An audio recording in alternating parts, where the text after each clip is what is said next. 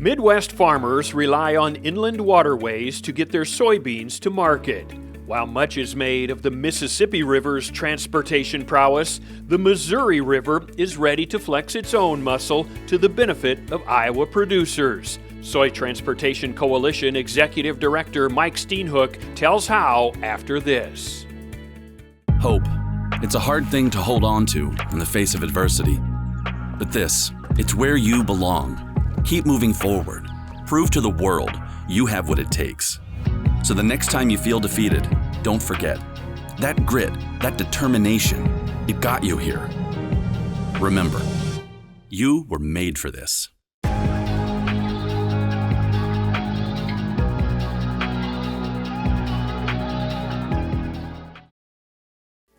Lack of access to barge transportation, a hallmark of the mighty Mississippi, has reduced marketing opportunities for soybean farmers in western Iowa.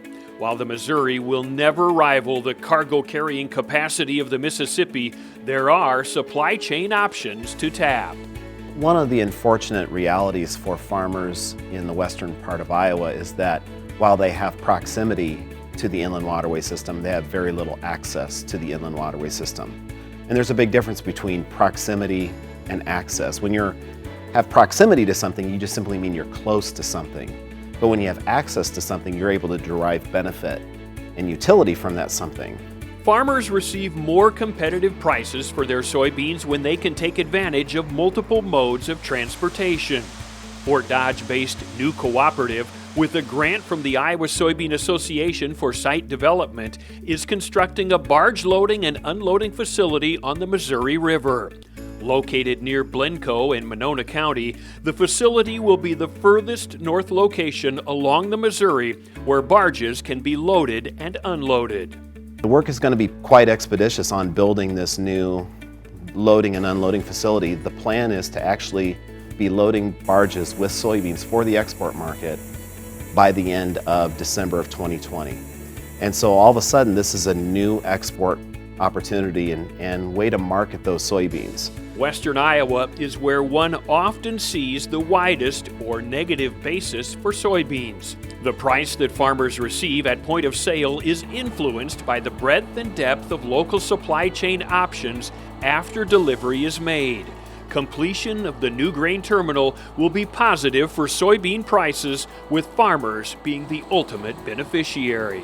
It's a really exciting project, and it really is a good example of a for-profit entity like New Cooperative coming together with soybean farmers with the Iowa Soybean Association, the State of Iowa with the Department of Transportation.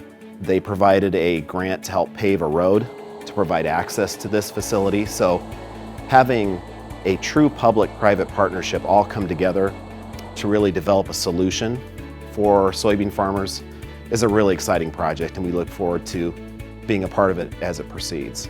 The reputation of the Missouri River is far worse than its potential.